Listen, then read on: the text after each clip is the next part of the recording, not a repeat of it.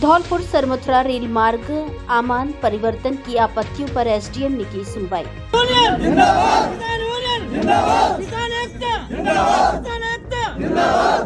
किसान एकता, किसान एकता, किसान एकता। धौलपुर सरमथुरा रेल मार्ग को छोटी लाइन से बड़ी लाइन में परिवर्तित करने का निर्माण कार्य जारी है, जिसमें कुछ लोगों ने अपनी आपत्तियां दर्ज कराई थी, जिसे लेकर सुनवाई के लिए नियुक्त अधिकारी धौलपुर एसडीएम डॉक्टर साधना शर्मा ने आज 26 मार्च 2025 को सुबह 11 बजे से तहसील कार्यालय बाड़ी में सुनवाई की। इस दौरान लोगों ने और एसडीएम डॉक्टर साधना शर्मा ने क्या कहा, सुने उन्हीं की जुबानी। रेलवे द्वारा भूमि अवाप्ति को लेकर आज प्रशासनिक अधिकारियों और रेलवे अधिकारियों के साथ बैठक हुई है, क्या निष्कर्ष निकला इस पर?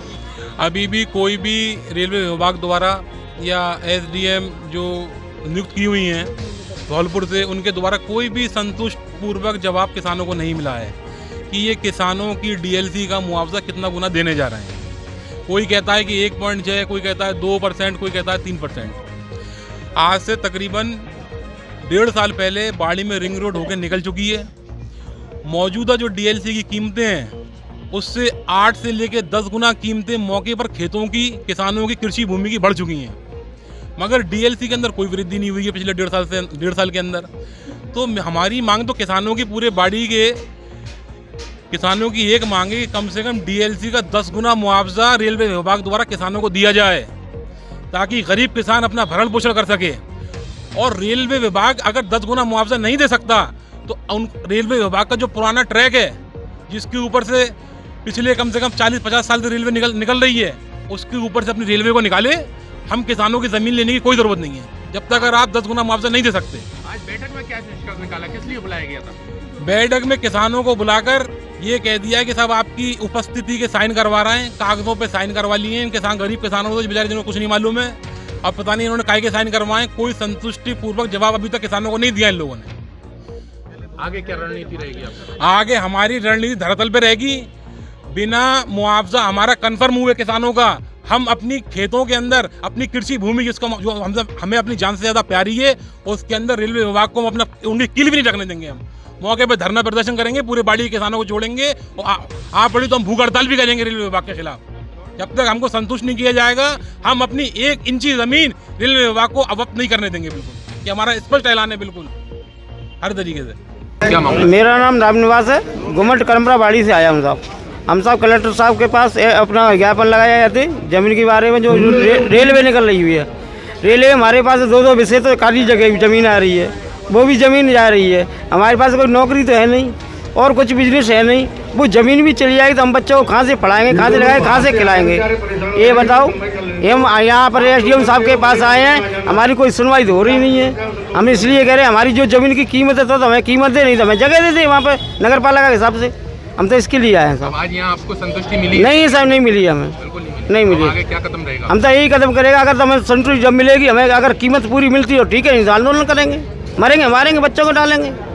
भूमि अवाप्ति को लेकर आपकी बैठक की गई है अधिकारियों के साथ, क्या निष्कर्ष निकला है? हमको 26 तारीख को यहाँ बुलाया गया था 11 बजे। हम 11 बजे यहाँ आ गए हैं और हमने अपनी आपत्ति के बारे में जानकारी ली और हमने अपने कागज़ पेश किए और हमको बता रहे हैं कि ज़मीन का जो 5000 रुपये वर्ग गज की ज़मीन है, उस ज़मीन का वर्ग गज के बजाय खेती में 14-15 लाख रुपए के बीघे के हिसाब से उसका 1.6 दे रहे हैं। तो प्लॉट की कीमत क्या हुई?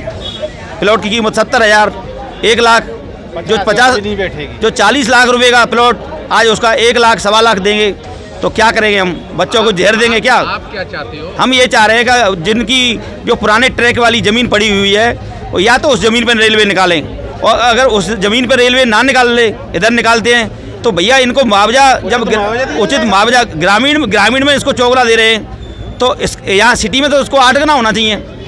आपके किन अधिकारियों की बातचीत हुई है? हम एसडीएम साहब मैडम थी और रेलवे के अधिकारी थे। ये सारी जो माधव जी हैं, उन्होंने पहले जो सर्वे थी उसमें भी 80 फुट सरकार दी है और हम तो इससे बिल्कुल संतुष्ट नहीं है।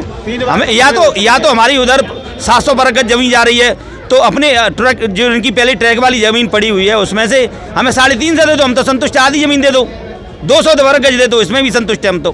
भाई इनकी 40 बीघा ज़मीन है, उसमें से सभी किसानों के लिए ठीक है सर। बताइए आज रेलवे के मामले में किन मामलों में सुनवाई की गई है, क्या मामला है? धौलपुर सरमत्रा छोटी रेलवे लाइन से बड़ी रेल लाइन नैरो गेज से ब्रॉड गेज परिवर्तन अमान परिवर्तन किया जा रहा है, जिसके लिए धौलपुर, बाड़ी और सरमत्रा में रेलवे अवाप्ति का कार्य चल रहा है। धौलपुर की रेलवे अवाप्ति की सुनवाई हम पूर्व में कर चुके हैं। आज हम बाड़ी उपखंड की रेलवे अवाप्ति की सारी आपत्तियों की सुनवाई के लिए यहाँ उपस्थित हुए हैं।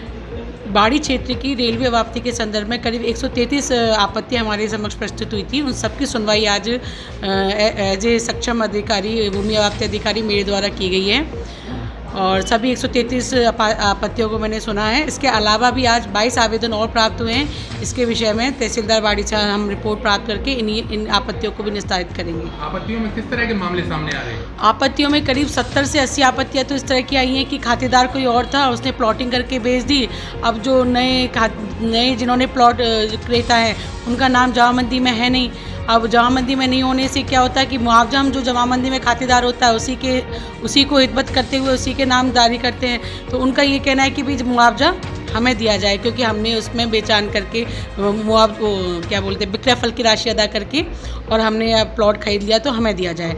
तो ऐसी उन सभी आपत्तियों को सुना गया। जिन्होंने प्लॉट बेचा उसका शपथ पत्र लिया गया है कि भाई इनको मुआवजा दिया जाए तो हमें कोई आपत्ति नहीं होगी। तो जो प्रार्थी है उसका स्वयं का भी शपथ पत्र लिया गया है कि हमने आगे भी किसी को प्लॉट बेचा नहीं किया है। फिर क्या मुआवजा, जब हम मुआवजा निर्धारण करेंगे उस समय इन सब चीज़ों को देख करके और किसके हित में मुआवजा अवार्ड बनता है उसके हित में हम अवार्ड राशि निर्धारण करेंगे। कितना मुआवजा दिया जा रहा है शहर में और ग्रामीण में? डीएलसी रेट में अगर डीएलसी रूरल क्षेत्र में तो गुणक के हिसाब से चलता है, फैक्टर के हिसाब से चलता है, 1 पॉइंट दूरी के हिसाब से कि 1.25 1.52 के हिसाब से, तो लगभग 3 से 4 गुना मुआवजा बनेगा।